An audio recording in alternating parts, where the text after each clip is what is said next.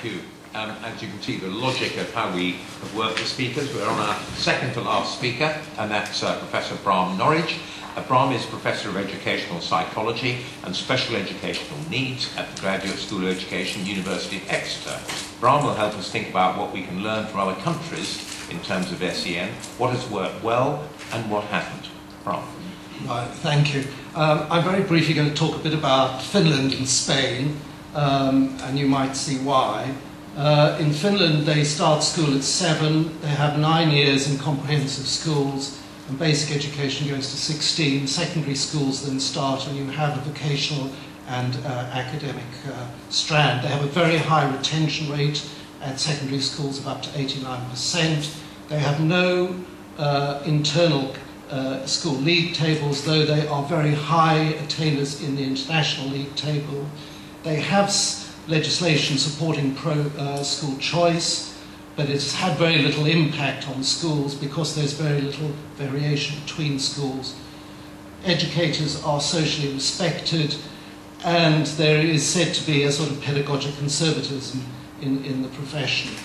There is no school inspection system. They used to have one, and they abandoned it.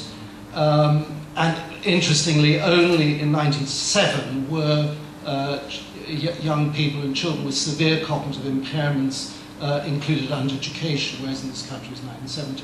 They have 8% of students who are deemed to be with severe or complex special needs, 1.5% in special schools, 2.5% in special class, that's 4%, and the other half, 4% on regular schools. I think their model of provision is a very interesting one. It's a new one, introduced in 2007. It's a levelled, graduated one, but very different from the one in England. High quality basic education. They have general support that operates within that system that is not necessarily labelled special needs. They have 2 types of pedagogic evaluation. One which leads to what is called intensified support, which I think is, they consider their new concept. And then they have a more significant, if there is still further needs, pedagogic evaluation with psychological and medical evaluation, which leads to what they call specialised support, which is to their 8%. And intensified support, what that means in practice is, for example, part-time placement in a resource room, and so on. Historically, Finland is seen as being rather slow in European terms to have moved to a multi-track system, which is much what we have in this country, from a dual-track system, which is very common in Europe, Central Europe particularly. And I think what is particularly notable is their part-time special education model. And they don't really go for the term inclusive schooling. They talk about the common school. This is the sort of Nordic social democratic sort of tradition. Spain, say a bit about Spain. I think Spain has had, over the last 20 or so years, one of the most interesting inclusion projects following the post-Franco socialist government in the 1980s. They introduced an extremely well-funded integration project based on the principles of early intervention. They had all through school 6 to 14. They allowed them to opt into becoming integration schools, as they call it. And once they accept youngsters who would have otherwise been in special schools, they were committed to them right the way through.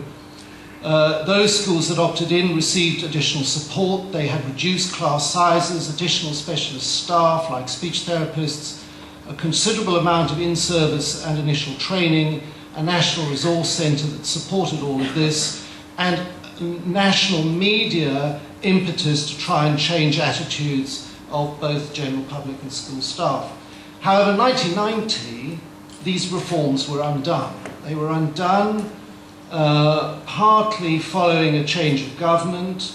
There were financial issues. There was reduced government support for the integration project. Interestingly, one of the colleagues I knew from way back, who I met recently on a European project, and I said, "How is it going?" And he said, "Oh, it's been totally unwound," was his view. An interesting evaluation done in 2006 brings out some interesting points. They looked at a very wide, well-designed evaluation study in which they found the majority of teachers, counsellors, parents and students with special needs favoured integration mostly favoured in the infant and primary phases, but not secondary teachers or counsellors. And that very much contrasted with parents' views. And there were particular concerns amongst teachers about students with what they call cognitive disabilities by the teachers, the counsellors, and those young people who did not have SEN. Secondary school teachers felt badly qualified and in need of more resources and support services and assistance. So what might be the lessons? I mean, you can't draw lessons because these countries are also very different. But I think in Finland, the key thing there is the wider context of society and schooling. It's a different culture, but schooling has a different organisation and commitment. But I think what is of particular interest is their model, or their graduated model, general support, intensified, and then specialist support. I think also their emphasis on part-time special education, which although are elements, I think if you look at the national statistics here, although we are formally a multi-track continuum provision, we are in practice very much a dual track.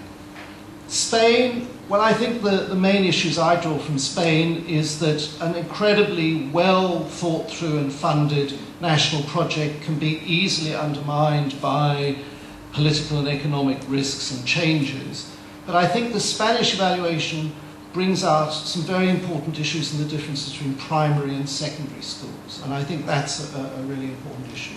So very, very quickly, because I'm not sure how long I have to go, but I'll just say, amongst all the things one could say about the Green Paper, what might this say about our concepts of special educational needs and inclusion? I think the interesting thing about these sort of European comparisons is that maybe governments and politicians can learn from them more easily than they can learn from previous governments in their own country, or from a country not very far at the north of the English border that I think has much to recommend in England.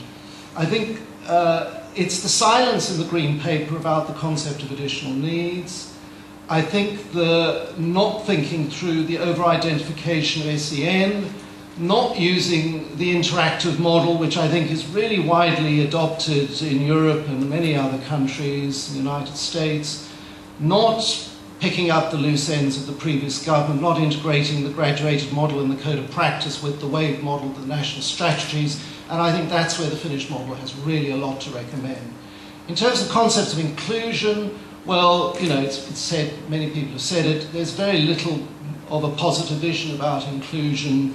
It's very much about against the bias to inclusion. A little about what the pattern of provision might look like. Again, I think the Finnish model is an interesting one, even though 30% of all their youngsters in schools are getting support at either the general, intensified or specialist level. So it's not that they're averse to identification, far from it. I think it's unrealistic to see no need for strategic central or local government role. I think the part-time model of specialist settings, whether that's as co-located special schools or resourced units or provision in ordinary schools, has much to recommend it, and I think that is an interesting thing that comes out in Finland. And I think from Spain, the primary, secondary issues, I have a doctoral student who's doing work on this, and I was surprised to see the national statistics showing, and this most local authorities reproduces, that almost 2/3 of all youngsters in special schools are of secondary age. So those are some of the points I take. Great.